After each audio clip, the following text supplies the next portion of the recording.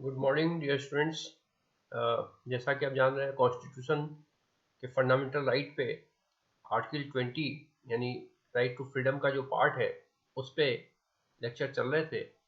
और last term पे जो मैंने एक्स पोस्ट फैक्टो लॉज की बात की थी और उससे पहले मैंने आपको बताया था कि आर्टिकल 20 के अंतर्गत तीन पार्ट हैं उसके आर्टिकल 20 के, और उसमें पहला एक्स पोस्ट फैक्टो लॉज है और सेकंड डबल जेओपार्डी से रिलेटेड प्रोविजन है और थर्ड सेल्फ इंक्रीमेंट से रिलेटेड प्रोविजन है।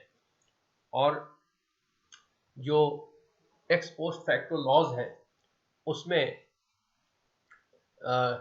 ए और बी पार्ट मैंने डिस्कस किए थे, और उसका थर्ड पार्ट जो एक्स पोस्ट फैक्टो लॉज की कैटेगरीज है यानी क्या काइंड है उसके, उसमें beneficial ex post facto laws की हम चर्चा करेंगे आज।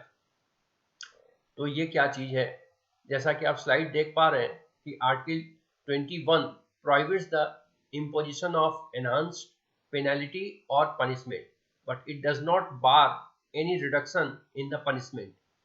Thus, a post facto laws which only modified the rigor of a criminal law does not held entitled to protection under provision of Offender Act fall within the provision of Article 21.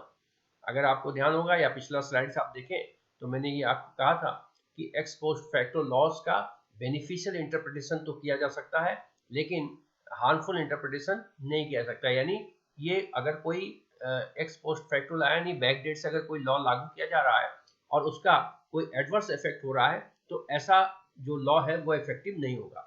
लेकिन अगर किसी benefit के लिए law लागू किया जा रहा है तो वो उसका जो है वो लॉ इफेक्टिव माना जा सकता है। तो एक Ratanlal versus state of Punjab का केस इसी संदर्भ में है। The accused a boy of 16 year 1956 1956 में एक लड़का 16 साल का था which came into force understand the sentence imposition.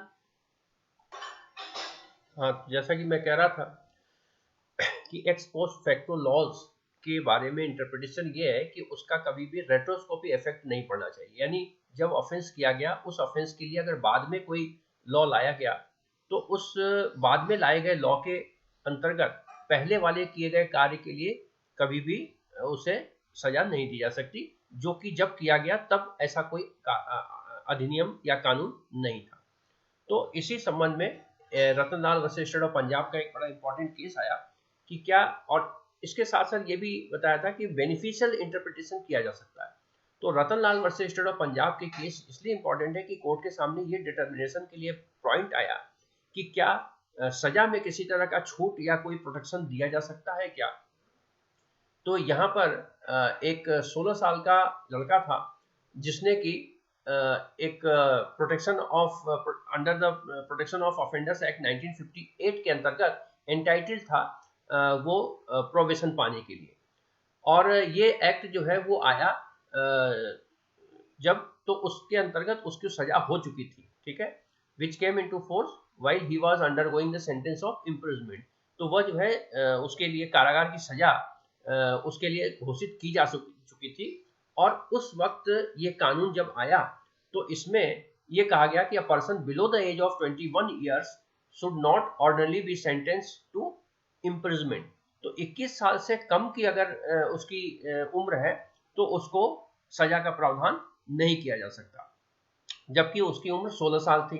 हालांकि जब ये एक्ट लागू था, जिस एक्ट के अंतर्गत उसने ऑफेंस किया उस वक्त इसमें 16 साल 21 साल का प्रावधान नहीं था। तो ऐसे कंडीशन में उसने कहा कि भाई हमें जो है इसका बेनिफिट्स मिलना चाहिए। तो यहाँ पर कोर्ट का क्या जजमेंट था ये आप देख सकते हैं कि however it is ruled that a penal statute modifying the rigor of law एक तरह से would be प्रोस्पेक्टिव। तो जो लॉ का प्रभाव है जिसका कि गंभीर प्रभाव पड़ता है वो हमेशा प्रोस्पेक्टिव ही लागू होगा, यानी रेट्रोस्कोपी लागू नहीं होगा। And the person could be punished for the offence committed by him in accordance with law. और जो भी व्यक्ति कोई अपराध किया है उसको विधि के अनुसार ही उसकी सजा मिलेगी, as it exist on the date on which the offence was committed, जैसा कि उस दिन वो कानून लागू था। तो अगर उस कानून के अंतर्गत कोई प्रावधान नहीं था कि 21 साल से कम को सजा नहीं दी जा सकती, तो ऐसे कंडीशन में उसको सजा मिलेगी। जिस दिन कानून आ गया उसके बाद से उसको भले ही 21 से कम का है तो उसको प्रोविजन पे रखा जाए। तो इस तरह से कई कंफ्यूजन अलग अलग समय पर है। तो अल्टीमेटली इंटरप्रिटेशन का मैटर बन जाता है कि एक्स पोस्ट फैक्टो लॉज को किस कंडीशन में, किस परिस्थितियों में कोर्ट किस ढंग से इंटरप्रिटेट करेगी।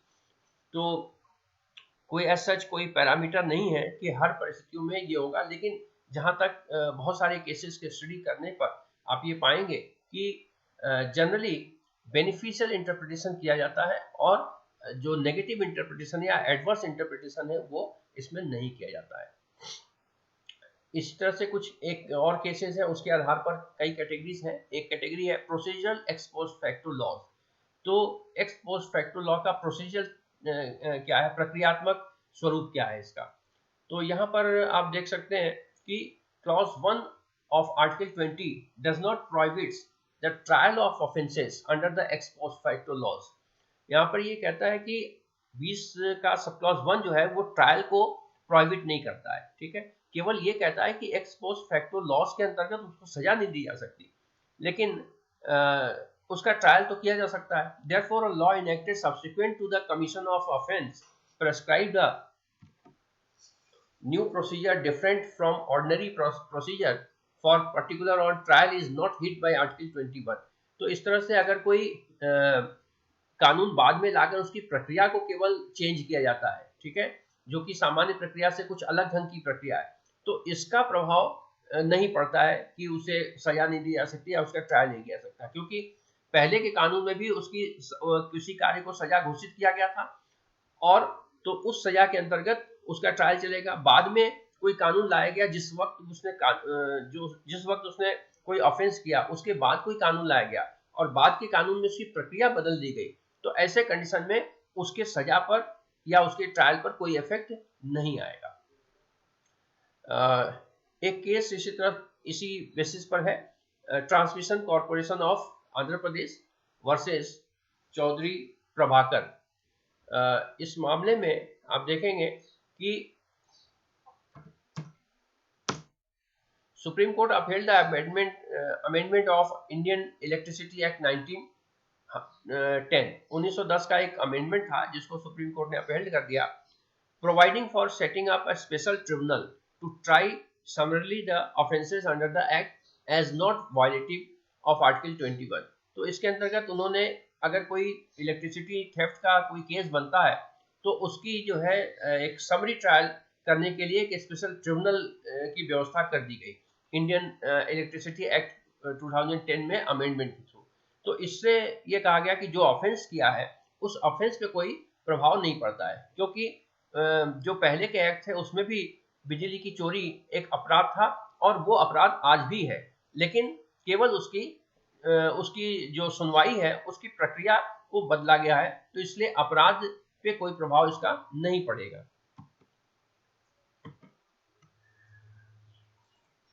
इसी तरह से एक और स्टेटस है कि imposition of civil liability retrospectively not bad, यानी कि जो सिविल लाइबिलिटी की इम्पोजिशन है, सिविल लाइबिलिटी का जो दायित्व है वो अगर पुराने समय से लागू किया जाता है तो उसको नहीं रोकती 20 sub clause 1। The term penalty in Article 20 sub clause 1 indicates that the provision contained therein applies only where punishment imposed for offences is criminal in nature। ये क्या कहता है कि आर्टिकल 21 जो है केवल उन चीजों पर प्रोहिबिशन लगाता है जहां पर कि कोई बाद में कानून लाकर और कोई अपराध की सजा दी जाती है। It does not therefore prohibit the imposition of a civil liability retrospectively, यानी कोई सिविल दायित्व अगर कोई इम्पोज किया जाता है तो उस पर प्रोहिबिशन 20 सब क्लॉज 1 नहीं लगाता, यानी ये केवल आपराधिक मामले में ही लागू होता है कि जब कार्य किया गया तब वो अपराध नहीं था और बाद में किसी कानून के अंतर्गत उस कार्य को अपराध किया गया तो उस कानून के लागू होने के पहले के जो कार्य है उसके लिए दंडित नहीं किया जा सकता। लेकिन अगर कोई सिविल लायबिलिटीज इंपोज की जानी है तो वो रेट्रोस्कोपली लागू किया जा सकता है। एक केस जैसा कि आप देख रहे हैं, ये है हेल्साइजिंग manufacturing company versus union of India.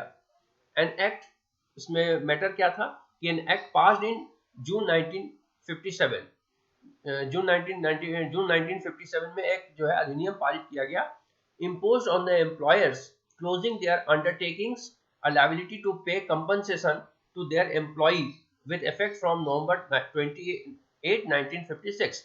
यानी अगर कोई अंडरटेकिंग है, अंडरटेकिंग का मतलब कोई उपक्रम है और वो उपक्रम जो है बंद होने वाला है, तो उसके ऊपर ये लायबिलिटीज है कि वो अपने एम्प्लॉइज को कंपनसेशन पे करेगा, मुआवजा देगा। और कब से देगा? ये लागू होगा 28 नवंबर 1956 से, जबकि एक्ट कब आ रहा है? जून 1957 में।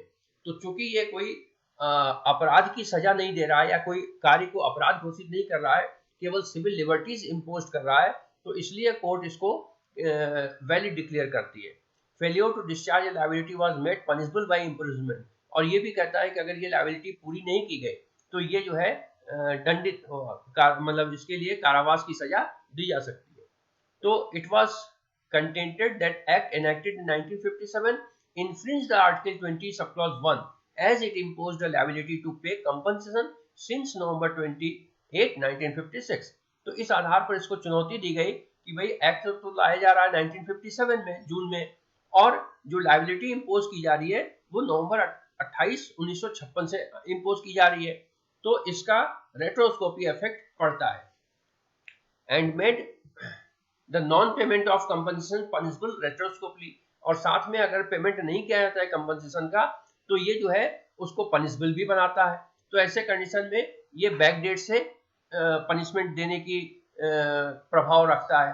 The supreme court upheld the constitutionality of the impugned act and held that the liability imposed was a civil liability, and since the failure or to discharge a civil liability was not an offense, तो court ने इसको आधा तक तो इसका part valid declare किया और आधे को इनवैलिड डिक्लेयर किया। यानी जहां तक सिविल लायबिलिटीज इंपोज की जाती है इस एक्ट के अंतर्गत, वहां तक तो सुप्रीम कोर्ट ने कहा कि ये वैलिड है, लेकिन जहां पर इसको अपराध घोषित किया गया वहां पर इसको इनवैलिड डिक्लेयर कर दिया गया, क्योंकि कोई भी एक्स पोस्ट फैक्टो लॉस के अंतर्गत आप रेट्रोस्कोपली ऑफेंस डिक्लेयर नहीं कर सकते। तो यहाँ पर जहां तक सिविल लायबिलिटीज की बात है वहां पर कोर्ट ने कहा कि article 21 would have no application, तो ऑफेंस के मामले में नॉट एन ऑफेंस, तो लायबिलिटी वाज नॉट, तो जहां पे ऑफेंस डिक्लेयर किया था कोर्ट एक्ट के अंतर्गत, उसको कोर्ट ने मानने से इनकार कर दिया कि 21 के अंतर्गत ऑफेंस डिक्लेयर नहीं किया जा सकता बैकडेट से। Likewise, a penalty levied under a tax law being quasi-criminal in nature, a law of irrigation, a civil law, case of preventive detention, or continuing offences do not come within the prohibition of Article 21। इसी तरह से ये कहा गया कि इन सब तरह के जो कुछ के मामले हैं, जैसे कि इरिगेशन लॉ है या फिर सिविल लॉ है या प्रिवेंटिव डिटेंशन के मामले हैं, इन पर 20 सब क्लॉज 1 जो है लागू नहीं होता है। तो इस तरह से बड़ा क्लियर व्यू कोर्ट का था। पूरे जो पिछला लेक्चर है उसको भी और इसको भी अगर आप पूरा देख लेते हैं तो ये क्लियर व्यू कोर्ट का है कि एक्स पोस्ट फैक्टो लॉज केवल और केवल आपराधिक मामलों पर काम करता है, और इसका अर्थ यह है कि कोई बाद में लाए गए कानून के अंतर्गत उस कानून से पहले किए गए किसी कार्य को अगर आपराधिक घोषित कर दिया जाता है तो इस कानून के अंतर्गत पूर्व में किए गए उस कार्य करने वाले व्यक्ति को सजा नहीं दी जा सकती, ठीक है। लेकिन सिविल लायबिलिटीज अगर इंपोज की जाती है रेट्रोस्कोपी, यानी कोई कानून बाद में लाकर और किसी बैक डेट से सिविल लायबिलिटीज इंपोज की जाती है, तो ऐसा किया जा सकता है। इसको न्यायालय मना नहीं करती, यानी 21 मना नहीं करती, न्यायालय का ये इंटरप्रिटेशन। इसके बाद सेकेंड पार्ट, जैसा कि मैंने कहा था, आर्टिकल 20 में 3 सब क्लॉजेस हैं, sub clause 1, sub clause 2, sub clause 3। तो सब क्लॉज 1 जो है वो एक्स पोस्ट फैक्टो लॉ की बात करता है, जिसकी चर्चा हमने की, उसके पूरे प्रकार, उसके केस लॉज वगैरह हमने डिस्कस किए। इसका जो सेकंड पार्ट है वो है डबल जेओपार्डी। डबल जेओपार्डी का मतलब क्या होता है, पहले तो आप ये समझिए। डबल जेओपार्डी का मतलब होता है दोहरा दंड, यानी एक ही अपराध के लिए दो बार दंड नहीं दिया जा सकता। ठीक है, तो इसके डिटेल प्रोविजन क्या है ये हम देखेंगे नेक्स्ट लेक्चर में। Okay, all the best, thank you.